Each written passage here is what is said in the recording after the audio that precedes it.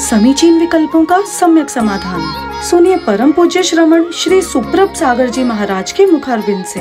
YouTube channel सुप्रभ उवाच पर शुभाशीष परम पूज्य श्रमणाचार्य 108 श्री विशुद्ध सागर जी महाराज। सानिध्य श्रमण सुप्रभ सागर जी महाराज, श्रमण प्रणत सागर जी महाराज। पुण्य आर्जक श्री रविंद्र जयश्री, कुमारी परिणा गहाणकर अमरावती, 100 मोक्षता राजस डोन कावकर औरंगाबाद। ओम नमः शिवाय।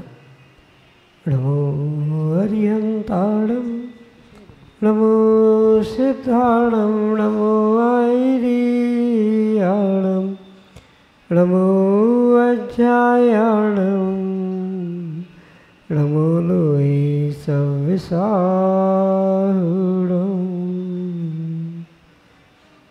पंच परमेष्टि भगवान की परम पूज्य आचार्य भगवंत गणाचार्य श्री विराग सागर जी महाराज की, परम पूज्य पट्टाचार्य आचार्य भगवंत गुरुवर विशुद्ध सागर जी मुनि महाराज जी की, परम पूज्य मुनि श्री प्रसम सागर जी सुप्रभ सागर जी महाराज जी की।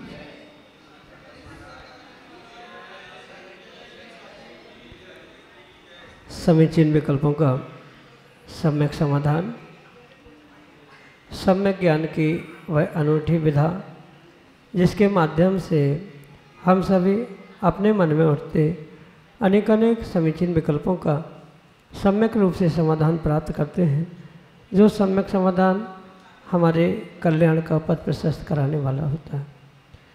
परम पूज्य आचार्य भगवंत गुरुवर विशुद्ध सागर जी महाराज के मंगल सभा से परम पूज्य मुनि श्री सुप्रभ सागर जी महाराज द्वारा प्रदत्त आत्म कल्याण की अनूठी विधा आप भी जुड़ने का प्रयास करें और अपना समीचीन विकल्प भेजते हुए परम पूज्य मुनि से उसका सम्यक समाधान प्राप्त करें। प्रारंभ करते हैं आज का सम्यक समाधान। और आज के पहले विकल्प के लिए आष्टा मध्य प्रदेश से डॉक्टर मगन जी, श्रीमती चंदा जैन महाराज श्री के चरणों में बारंबार नमोस्तु निवेदित करते हुए अपना प्रश्न कर रहे हैं कि महाराज जी, जैन आगम में सम्यक दर्शन को सभी शीलों में महान शील क्यों कहा गया है? हमारे समीचीन विकल्प का सम्यक समाधान करने की कृपा करें। नमोस्तु महाराज जी, नमोस्तु। ओम नमः सिद्धम। परम पूज्य आचार्य भगवान गुरुवर विशुद्ध सागर जी महाराज की, परम पूज्य श्रमण मुनि प्रशम सागर जी महाराज की, परम पूज्य मुनि श्री सुप्रभ सागर जी महाराज की।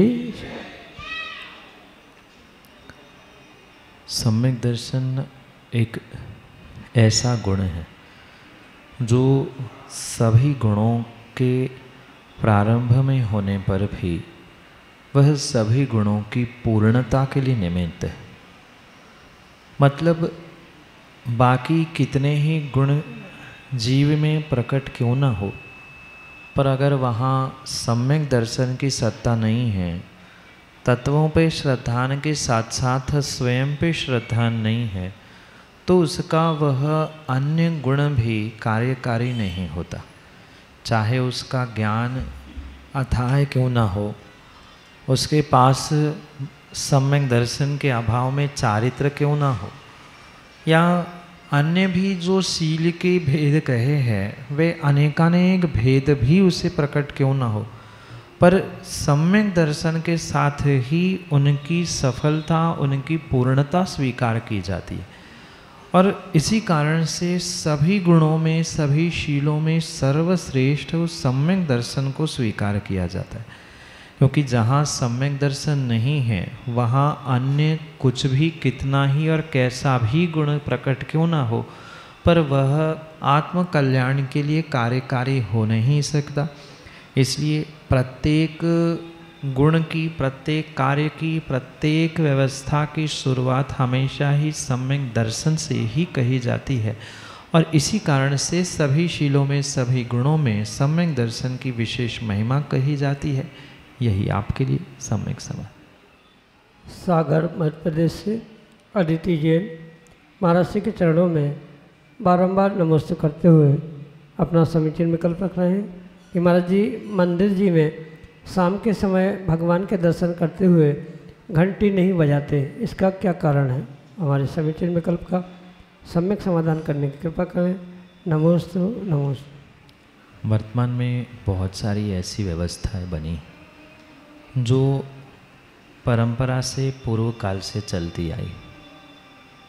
चाहे मंदिर में घंटा बजाने का हो, परिक्रमा आदि लगाने का विषय क्यों न, यह स्पष्ट समझे कि पूर्व काल में मंदिरों में रात आदि के समय में उतना प्रकाश नहीं होने का एक ऐसा मुख्य उद्देश्य कारण था, जिस कारण से भगवान की आराधना या उनके दर्शन आदि की व्यवस्था शाम को कुछ अलग प्रकार से की जाती थी।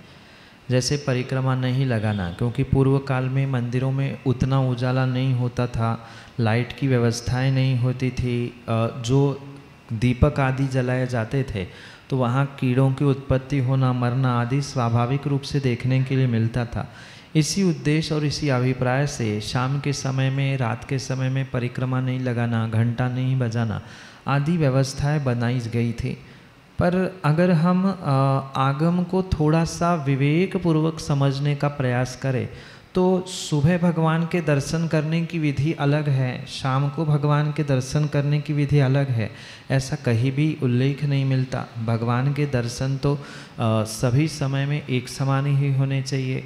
और दर्शन की विधि में सबसे पहले आचार्य भगवंतों ने कहा है, मंदिर पहुँचते ही, मतलब मंदिर पहुँचने के साथ साथ जैसे हाथ पाँव की शुद्धि हम करते ही है, ऐसे दरवाजे पर निश्चय ही बोलने के बाद घंटा नाद करके कुछ समय तक वहाँ जो वाइब्रेशंस ऊर्जा क्रिएट हो रही है उसको महसूस करना, उसी घंटा नाद के नीचे, घंटे के नीचे खड़े होकर फिर आगे पहुँचने की व्यवस्था। और उतना ही नहीं, मात्र आगे मतलब मंदिर में पहुँचते समय नहीं, जाते समय भी पुनः घंटा बजाते हुए प्रभु का वही खड़े होकर, घंटा के नीचे खड़े होकर दर्शन करना और फिर जाना, यही आगम की व्यवस्था है। बहुत सारी व्यवस्थाएं समय समय पर बदलती गई, पर वर्तमान परिप्रेक्ष्य में अगर हम समझें तो इतना अंधकार मंदिरों में होता नहीं है, पर्याप्त उजाला रहता है। विवेक पूर्वक श्रावकों को इन क्रियाओं को करना चाहिए। किस काल में किन कारणों से निषेध किया जाता था, इनको समझते हुए ही इसके बदलाव के विषय में समझने की आवश्यकता है। पर आगम ग्रंथों में किसी भी प्रकार से कोई ऐसा उल्लेख निषेधात्मक नहीं मिलता, या दोनों प्रकार के विरोधाभास रूप दर्शन की विधि का भी कोई प्रमाण नहीं मिलता। हाँ, ये पक्का है कि वहाँ विवेक श्रावकों का होना बहुत आवश्यक है। वहाँ जीवों की रहने की पूर्व में अंधेरे के कारण से अधिक संभावना थी। आज इतना उजाला और इतनी चकाचौंध मंदिरों में होती है कि वहाँ कीड़े जीव रहने की संभावना बिल्कुल भी ना के बराबर है। फिर भी एक बार देखकर विवेक पूर्वक आप उस घंटानाद करते हुए ऊर्जा ग्रहण करते प्रभु के दर्शन करें तो आगम के परिप्रेक्ष्य में कोई दोष नहीं है। फिर मंदिर की, स्थान की, क्षेत्र की और समाज की जहाँ जैसी व्यवस्था है उस व्यवस्था के अनुसार कार्य करे। पर आगम की अगर बात कहे तो आगम में कहीं किसी प्रकार का ऐसा निषेध प्राप्त नहीं होता। यही आपके लिए सम्यक समझ। तुलसी नगर, नागपुर, महाराष्ट्र से मनु जैन अगले समीचीन को। हाँ जी, मेरा प्रश्न ये है कि मिथ्यात्व क्या है? मिथ्यात्व कोई वस्तु, कोई क्रिया नहीं है, अपितु व्यक्ति की व्यक्तिगत मान्यता सम्यक यह मिथ्यात्व रूप हुआ करती है। मतलब जो वस्तु जैसी है उसको वैसे ना मानते हुए किसी अन्य प्रकार से मानना, या जो जैसी नहीं है उसको वैसा मानना, ये जो विपरीत मान्यता है इसे मिथ्यात्व कहा जाता है। इसके साथ साथ जो वस्तु अनेक पक्ष से समझने योग्य है, अनेक पॉइंट ऑफ व्यू से समझने योग्य है, उसे मात्र एकांत से ही समझना नहीं, मैंने जो कहा, मैंने जो माना वही सही है, ऐसी जो सोच है, ऐसी जो मान्यता है, ये भी मिथ्यात्व है।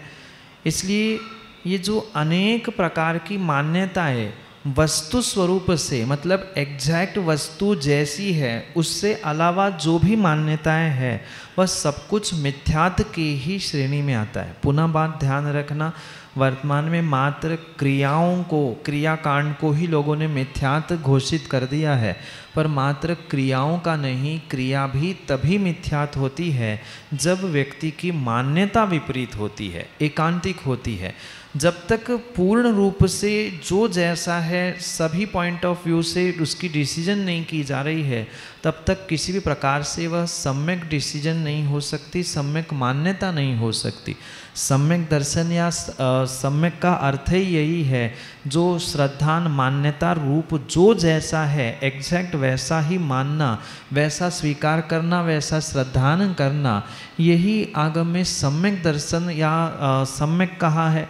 उसके विपरीत जो जैसा नहीं है और जो जैसा है उसके अपोजिट मान्यता करना, ये मिथ्यात्व के कोटि में आता है। ये कोई वस्तु नहीं है कि कहीं स्थान, कहीं बाजार, कहीं दुकान, कहीं मंदिर किसी क्रियाओं में प्राप्त हो। व्यक्ति की मान्यता, व्यक्ति का श्रद्धान कैसा है, इस पे उसका स्ट्रक्चर या उसकी सिचुएशन डिपेंड करती है। सीधी सी इतनी बात आप ध्यान रखना, जो जैसा नहीं है उसको वैसा मानना और जो जैसा है उसको वैसा नहीं मानना, इतना भी हमें समझ में आ गया तो मिथ्यात्व बहुत कुछ समझ में आने की संभावना है। यही आपके लिए सम्यक। श्रीमती अरुण राजेंद्र पहलवान, तुलसीनगर, नागपुर, महाराष्ट्र से अगले समीचीन। तो नमोस्तु महाराज जी, इच्छामि महाराज जी। महाराज जी, ज्ञान और केवल ज्ञान में क्या अंतर है? ज्ञान का एक प्रकार केवल ज्ञान कहा, जो देखने, समझने, जानने का कार्य करता है उसे सामान्य रूप से ज्ञान कहा जाता है। अनुभवन करना, वेदन करना, चेतना रूप परिणमन करना, ये मुख्यतः ज्ञान का काम है। और उस ज्ञान के जो 5 भेद कहे हैं, 5 प्रकार कहे हैं, 5 पर्याय कही है, मति, श्रुत, अवधि, मनम पर्याय और केवल, ये 5 प्रकार के सामान्य ज्ञान के भेद है या सम्यक ज्ञान के 5 भेद कहे जाते। तो उसमें जो अंतिम भेद है, जहाँ मात्र एक ही केवल ज्ञान होता है, वह केवल्य ज्ञान के रूप में कहा जाता है। जो चराचर तीनों लोकों को, तीनों कालों को युगपत एक साथ भूत भविष्य वर्तमान 3 काल रूप होने पर भी प्रत्येक वस्तु के गुण, द्रव्य, पर्याय रूप युगपत जो समझता है उसे केवल ज्ञान कहा जाता है। जैसे अगर हम एक दृष्टांत ले ले तो वनस्पति तो बहुत सारी होती है, पर वनस्पति में आम एक ऐसी स्पेशल वनस्पति है जिसमें वह मीठे मीठे आम के फल लगते। ऐसे ही वह सामान्य रूप से सभी ज्ञान होने पर भी मोक्ष रूपी मीठे फल जिस ज्ञान के वृक्ष के माध्यम से प्राप्त होते हैं उसे ही केवल ज्ञान कहा जाता है। उसका स्वरूप और भी बहुत विशाल है, पर इतना दोनों में अंतर समझ ले। ज्ञान सामान्य विषय है और उसका स्पेशल वर्जन, स्पेशल उसकी जो बात है वह केवल ज्ञान के रूप, अंतिम उस ज्ञान की पर्याय के रूप में स्वीकार किया जाता है। यही आपके लिए सम्यक समझ। श्रीमती पीयूष सिंघई, तुलसीनगर, नागपुर, महाराष्ट्र। महाराज जी नमोस्तु, नमोस्तु, इच्छामि महाराज जी। महाराज जी कुछ संशय था, एक्चुअल में शंका है। हम पूजा के अंत में पढ़ते हैं, आए जो देवगण पूजे भक्ति प्रमाण ते सब जाबहु कृपा करो अपने अपने थान। तो क्या ये जो हम शुरू से पढ़ते आ रहे हैं ये सही है, या ये बोलना सही है कि ते सब मेरे हृदय बसो सदा करो कल्याण? मतलब सही क्या है?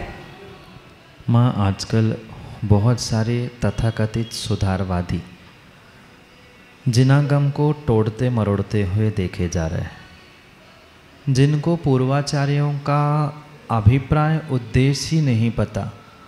उन्होंने कुछ का कुछ अर्थ करते हुए कुछ का कुछ सुधार करने का प्रयास किया।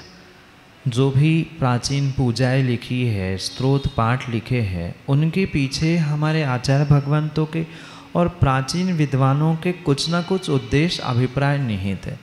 क्योंकि वर्तमान में मैंने कुछ नया किया, मैं सुधारवादी हूँ, मैं बहुत ज्ञानी हूँ, ये प्रदर्शित करने के लिए सो कॉल्ड विद्वान और सो कॉल्ड ज्ञानी ये दिखाना चाहते हैं कि मुझे बहुत आगम का ज्ञान है।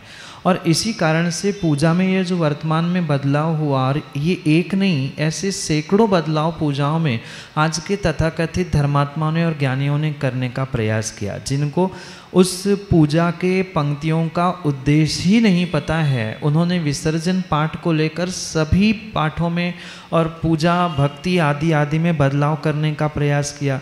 जो वहाँ अंत में विसर्जन में पढ़ा जाता है कि आए जो देवगण पूजे भक्ति प्रमाण ते सब जाहूँ कृपा कर अपने अपने स्थान। वहाँ माँ मैं आपसे प्रश्न पूछना चाहता हूँ, देव से वहाँ उद्देश्य क्या है, अभिप्राय क्या है? वहाँ कोई जो हमारे अरिहंत परमात्मा विराजमान हैं उनको देव नहीं कहा है, क्योंकि देव की भी परिभाषा समझने की आवश्यकता है। देवास चतुर्निकाया, ये जो तत्वार्थ सूत्र में उमा स्वामी भगवान ने सूत्र दिया है, वहाँ उन 4 प्रकार के देवों से अभिप्राय है। आप अब विचार करना, अगर उन देवों को कह रहे हैं तो क्या उन 4 निकाय के देवों को, व्यंतरों को आप अपने हृदय में स्थान देना चाहोगे? ऑब्वियस है, कोई भी नहीं देना चाहता। पर लोगों ने, सुधारवादियों ने ये कहा कि नहीं, देव मतलब हम परमात्मा, और परमात्मा इतने फ्री बैठे हैं कि तुम्हारे आने पर आ जाएंगे और तुम्हारे कहने पे चले जाएंगे और तुम्हारे कहने पे हृदय में बैठ जाएंगे। ये सारा विवेक वर्तमान में रखने की आवश्यकता है कि क्यों सुधार किया जा रहा है। पहली बात तो मुझे समझ में नहीं आई। जब ये सभी विधान, अनुष्ठान और सामान्य पूजन अर्चन में भी आचार्यों ने कहा है कि मैं श्रावक तो पूजन करने पहुंचा ही हूँ, पर मेरे साथ साथ जो सम्यक दृष्टि देव है वे भी और मेरे साथ सम्मिलित हो, और इसीलिए पूजन अभिषेक के पहले अनेक स्थानों पर उनको यज्ञ भाग रूप अर्घ्य आदि देते हुए देखा जाता है। पर वर्तमान में बहुत सारे जीवों की मानसिकता जो कलुषित हो गई है, सुधारवादियों की हो गई। जैसे सुबह में मैं कह रहा था कि आजकल पढ़े लिखे ज़्यादा हो गए हैं, लिखे पढ़े कम हो गए हैं। इस कारण से बहुत सारा सुधार देखने के लिए मिल रहा है। जो 4 प्रकार के देव है उनमें से सम्यक दृष्टि देव प्रत्यक्ष परोक्ष रूप से पूजा करने के लिए आ सकते हैं, और वहाँ आह्वान भी हम उन्हीं को पूजन के पहले करते हैं। हाँ, स्थापना में, ठोने में हम भगवान को, पर वहाँ भी ये ध्यान रखना परमात्मा की प्रतिमा, परमात्मा को विराजमान नहीं किया जाता। आजकल तो बहुत सारे पता नहीं व्यवस्थाएं बिगड़ गई, ठोने को और ऊंचाई पे रखो, उस पर चमर रख दो, बहुत सारी व्यवस्थाएं सुधारवादियों ने बदल दी। ऐसी बिल्कुल भी नहीं है। वो मात्र संकेतात्मक स्थान था जहाँ लौंग रख के हमें याद रहे कि मैंने पूजा प्रारंभ की है, इतनी पूजाएं हुई है, मुझे विसर्जन करना है। वहाँ भी परमात्मा इतने सस्ते हो गए, ठोने में बुला और पानी डाल के भाग जाएंगे। मतलब ये क्यों क्रियाएं की जा रही है, इसका अगर विवेक नहीं है तो क्रिया करने का कोई भी फल प्राप्त होने वाला नहीं है। ये मात्र सुधारवादियों का सुधार है, तथाकथित ज्ञानियों का सुधार है कि ते सब मेरे हृदय बचो और करो मेरा कल्याण। ये जो भी कहा जा रहा है, ऐसी व्यवस्था वहाँ नहीं है। जो सम्यक दृष्टि देवों को आह्वान किया, भाई मेरी पूजा हो गई, अब आप चले जाओ, इतनी सी वहाँ पर विनयपूर्वक भावना रखी है। जैसे आपके घर में भी कोई फंक्शन होता है, आयोजन होता है, तो बहुत सारे आप अपने आप्तेष्टों को बुलाते हैं और कार्यक्रम होने पर उनको अपना टीका लिफाफा दे दिया, भाई अब तुम समझ जाओ, मैंने टीका कर लिया, अब तुम्हें अपने स्थान पर जाना है। यही व्यवस्था यहाँ पर है। पूजा हो गई, हमने निष्ठापन किया, विसर्जन किया, सब जाए अपने स्थान, कृपा करे, इतनी सी तो बात है। पर सुधारवादी ने वे देव मतलब परमात्मा बना लिया और उनको हृदय में बैठाने का प्रयास किया। ऐसा किंचित भी अभिप्राय नहीं है। क्रिया करने से पहले, और मैं तो कहता हूँ क्रियाओं को सुधारने से पहले, पंक्तियों को सुधारने से पहले उसके पीछे का अभिप्राय किसी समझदार से समझे, 4 लोगों से पता करे और फिर अपने जीवन में, अपने पूजन पाठ आदि क्रियाओं में सुधार करने का प्रयास करे। अन्यथा सुधारवादियों के चक्कर में हम इतना सुधार ना कर पाए कि हम लाइन से हटकर हमारी जिंदगी, हमारी क्रिया असुधार की ओर बढ़ जाए। यही आपके लिए सम्यक समाधान। संजय नेताजी, तुलसी नगर, नागपुर, महाराष्ट्र से अगले समीचीन में मुनि श्री प्रसम सागर जी, सुप्रभ सागर जी, प्रणत सागर जी के चरणों में त्रिवार नमोस्तु निवेदित करते हुए छुल्लक महाराज जी के चरणों में इच्छा में महाराज जी। महाराज जी, मेरी समीचीन विकल्प ये है कि राग और वात्सल्य में क्या अंतर है? अगर समझा जाए तो राग और वात्सल्य में बहुत अंतर है, और विवेक पूर्वक उसे ना समझे तो राग और वात्सल्य दूर से एक समान भी लग सकता है। जहाँ कर्म बंध के लिए निमित्त रूप किसी विशिष्ट स्थान, किसी विशिष्ट व्यक्ति के प्रति एक जो मोह की परिणति है कि ये वस्तु, ये व्यक्ति मेरा है, मेरे उस वस्तु व्यक्ति के प्रति जो कर्तृत्व भाव प्रकट हो रहे हैं वह राग कहलाता है। और वही राग जब सुपीरियर होता है, मतलब राग की, क्योंकि बिना कसाय की सत्ता, चाहे मोह की तीव्रता कह दे, मंदम अंशों में कहते, जघन्य अंशों में कहते, जो निष्कसाई होता है, ऐसे निष्कसाई जीवों के पास न राग होता है न वात्सल्य होता है। भगवान के पास कोई अलग से वात्सल्य गुण या वात्सल्य प्रदर्शित करने के लिए कोई साधन नहीं है, क्योंकि वे सभी कसायों से दूर हो चुके हैं। सम्यक दर्शन के अंग रूप जो ये वात्सल्य गुण कहा है वह राग से कुछ ऊपर उठकर अंतरंग की परिणति है धर्मात्मा के प्रति, जो ईषद राग, ईषद इसलिए क्योंकि वहाँ जैसे कुछ सांसारिक भोग इष्ट के प्रति प्राप्ति की मोह की परिणति ना होने पर भी कुछ न कुछ अनुराग है, वह प्रशस्त अनुराग ही वात्सल्य कहलाता है। जबकि अगर सूक्ष्मता से देखा जाए, निश्चय से देखा जाए तो दोनों भी कहीं न कहीं उस कसाय से युक्त व्यक्ति के ही हो सकते हैं, पर संसार से पार होने के लिए जो परस्पर स्वार्थ भरा मोह भरा राग है वह तो नियम से पाप कर्म का ही आश्रयबंध कराने वाला है। और कथनचित अगर सही मायने में जैसा वात्सल्य कहा है धर्मात्मा का, धर्मात्मा के प्रति, एक गाय का बछड़े के प्रति जैसा सहज, बिना कोई स्वार्थ, बिना कोई मोह, बिना कोई रिटर्न गिफ्ट के लिए जो एक अनुराग होता है, प्रशस्त राग होता है, उसे ही आचार्य भगवंतों ने वात्सल्य कहा है। क्योंकि दोनों भी सूक्ष्मता से परिणति की रागी होने पर भी एक कर्म निर्जरा का भी साधन बन सकता है, अगर सही मायने में वो वात्सल्य अनुराग रूप है। क्योंकि आजकल वात्सल्य के नाम पर बहुत सारी विडंबना देखने के लिए मिल रही है, पर हकीकत यही है जैसा वह प्रशस्त परमेष्ठी के प्रति, प्रशस्त धर्मात्मा के प्रति अंतरंग की जो प्रशस्त परिणति है, उसको मेरे कारण से दुख ना हो या मैं उसके दुख को कैसे दूर कर सकता हूँ, धर्मात्मा को देखकर जो गदगद भाव उत्पन्न हो रहे हैं, ये सभी उस वात्सल्य की ही कोटि में आने वाले परिणाम है। इसलिए कथनचित किंचित राग और वात्सल्य में अंतर इस प्रकार से किया जा सकता है, एक 100% कर्म बंध के लिए ही कारण बनता है, और वात्सल्य चूँकि अनुराग है, प्रशस्त स्थानों पर है, इसलिए वह परंपरा से कहीं न कहीं आपको मुक्ति का कारण बनने की संभावना है। यही आपके लिए सम्यक समाधान। समीचीन विकल्पों का सम्यक समाधान सुनिए परम पूज्य श्रमण श्री सुप्रभ सागर जी महाराज के मुखारबिंद से। YouTube चैनल सुप्रभ उवाच पर शुभाशीष परम पूज्य श्रमणाचार्य 108 श्री विशुद्ध सागर जी महाराज। सानिध्य श्रमण सुप्रभ सागर जी महाराज, श्रमण प्रणत सागर जी महाराज। पुणे आर्जक श्री रविंद्र जयश्री, कुमारी परिणा गहाणकर अमरावती, 100 मोक्षता राजस डोन गावकर औरंगाबाद।